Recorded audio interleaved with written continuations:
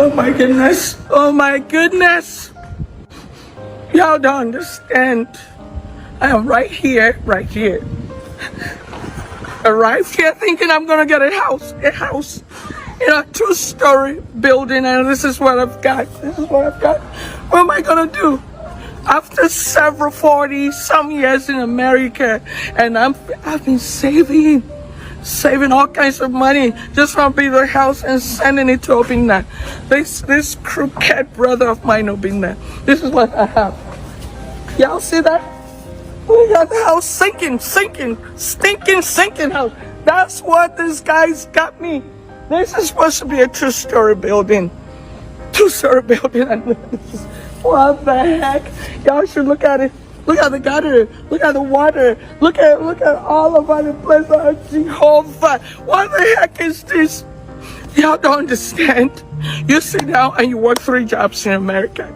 Just work 3 jobs. You gotta take right. 40 years working abroad in the US, in the winter, in the autumn, in the spring, and all of that money to some greedy family members. This is a very common story that we hear all the time, but this particular one, it hit home. I just imagine, wow. So for the next, say, 20 years, it'll make me 40 years in the UK.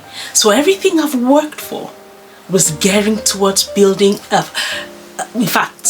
dream home in Africa, while I live and struggle to make ends meet, for some greedy family members to just sit down and have literally a laugh at your expense.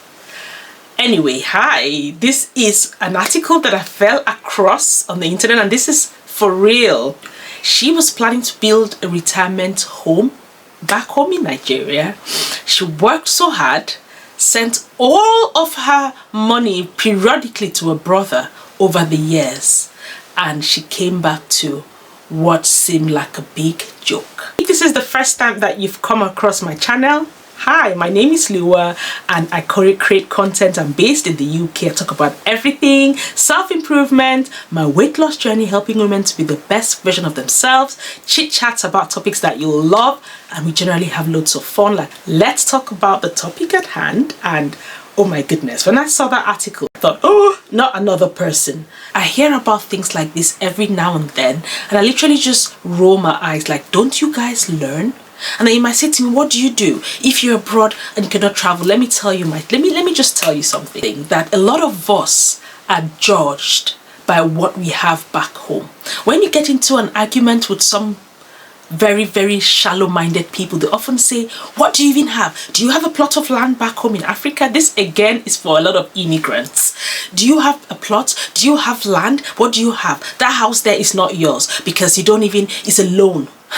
I'm going to break certain things down, and this is close to the argument that I know that Daddy Freeze had with the very dark black man about investing in homes that would appreciate, as opposed to building and appreciating in things, or investing in things that would appreciate and yield you revenue over the years, opposed to a house to live in. Everybody has a right to what they want. We all like what we like and we hate what we hate. Some people come to leave the country, relocate, travel to get a better life for themselves with the end goal of moving back to the original countries. I have no issue with that. Most of us actually think about that. Most of us want that. But the difference is you get entangled in the system. It's so easy that once you start having kids, most of us resonate, you feel like, oh my God, how do I start leaving my family? How do I move them? And then the worst thing is you buy a home, and then you're stuck, the mortgage. Except you have the cash. Most of us cannot come up with £300,000, $500,000 just like that. You can do it. You can save up and do it, but it's very unlikely. Before you can save that money and live in the country, you'll probably be too old to get a mortgage and enjoy yourself. So you find yourself stuck in the country, and both of you can, if you're like in a family, you can work hard towards getting the best of both worlds. And I'll tell you my take on this, and a few arguments here about why you should think about where you live first. I have this thing. Sometimes you visit an African home, yeah, or an immigrant home, And you find that they live in the worst areas in the country, they live in beyond standards, and then they have mansions. I keep asking myself, when you live abroad, you spend 90%, 95% of your time in a foreign country, which is very stressful as it is.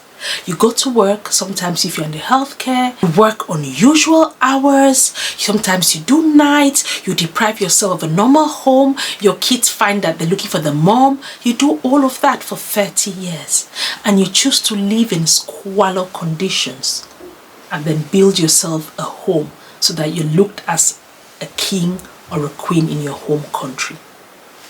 I really struggle. I struggle to see the point. What I'll say is, without getting into people's business and what your plans are, I think that first of all, your home, especially when you have a family, if you're alone person, you come here in your teens and you have the zeal to work hard, build a home back home, and then still live in a decent area, why not? That's okay. But one thing you should know is that this house that you're getting back home is for the bragging rights. It's not an investment place. You can maybe resell it, but the value is not going to yield you much. But if you bought a home when the economy is doing well, and you put it out either like Airbnb, or you put it on rent it certain times, or you just buy and resell, the money you'll make, you can buy 4 homes back home. We need to change our mentality, Africans, right? That if you're having kids, the environment that you have your kids and raise them, it will affect how they live life, the way they build their personalities, their habits, and getting in or out of trouble. Personally, it's okay to start off very, very modest, humble, but get towards making sure your kids not only live in an environment that's good, but you should be there for them. So when you work hard to keep a roof over your head in this country and build a mansion back home, who are you doing it for?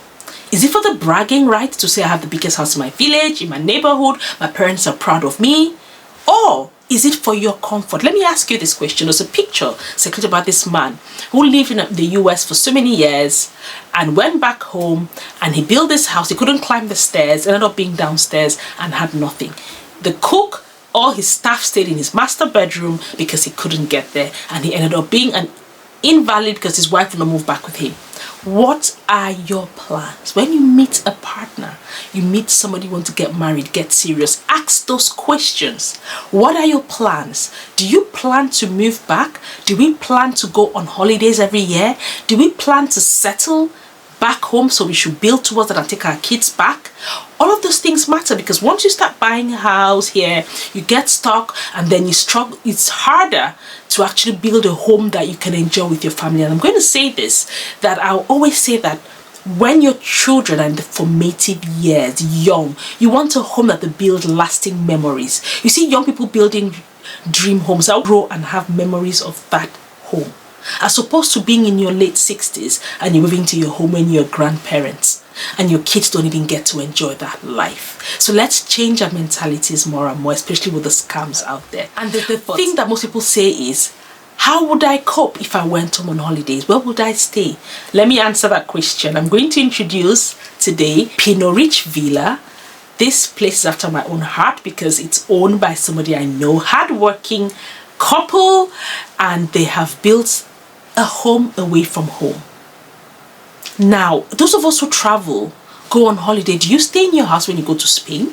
No. You get an accommodation, maybe an Airbnb or just a short-term let. This is exactly what PINORICH VILLA does. I'm so proud, and I think that they've done a fantastic job. The finishing, the standards, European standards. They currently are open for bookings and they're almost fully booked for the Christmas season. So go booking. If you're going to Cameroon on holidays, you want safety, you want luxury, you want beauty, you want good food, all of that stuff, you can book through Airbnb, you can book through booking.com, and you will thank me later. The accommodation boasts 2 high-end 1-bed apartments. They have 14 individual rooms, and they have a banquet hall for all your birthdays, any event. In fact, the best way to get the best of, if you're having like a memorable event, memorable birthday, a party of 50 people, 36 adults and 14 kids,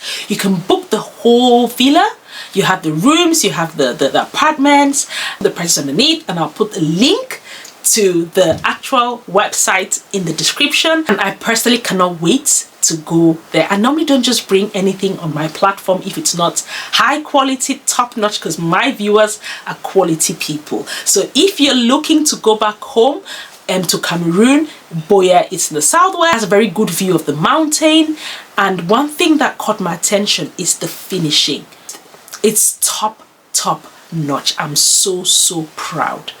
Some of the rooms come with jacuzzis, they have balconies, and it's actually a hotel style. The hall cost 1 million francs CFA, and if you took all of the rooms and apartments without the hall, it's about 625,000 francs for a day.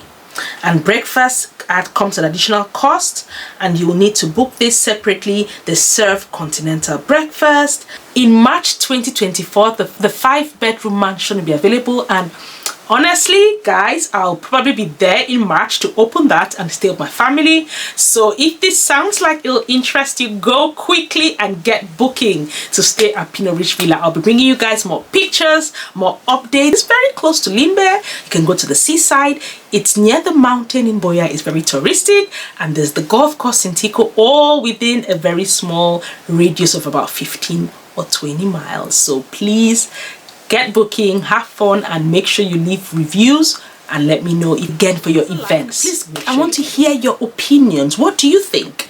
Do you think it's best have a home back home because it's home? Or do you think that you should give your family a chance, live in the comfort that you've worked so hard? Especially because you cannot guarantee what goes home. Anything can happen. What are your thoughts? Or is the best of both worlds will be to have both, but not everybody can afford it? Whatever you're living and enjoying in this part of the world with your family that you can see is what you should prioritize. But as usual, I like to hear from you guys, and if you've watched up until the end, thanks so much for watching, and I'll see you in my next video. Give us a like, and I'll wait to hear all of your beautiful comments. And don't forget to go to PINORICH Villa to book, have fun, and make sure you leave reviews and let me know if you're looking to book, when you're going, and I can always put a good word in for you. All right, thanks very much for watching this video, and I'll see you in my next. Don't forget to subscribe, put the notification bell on so that you'll be notified whenever I have a video, and we'll see you in the next one.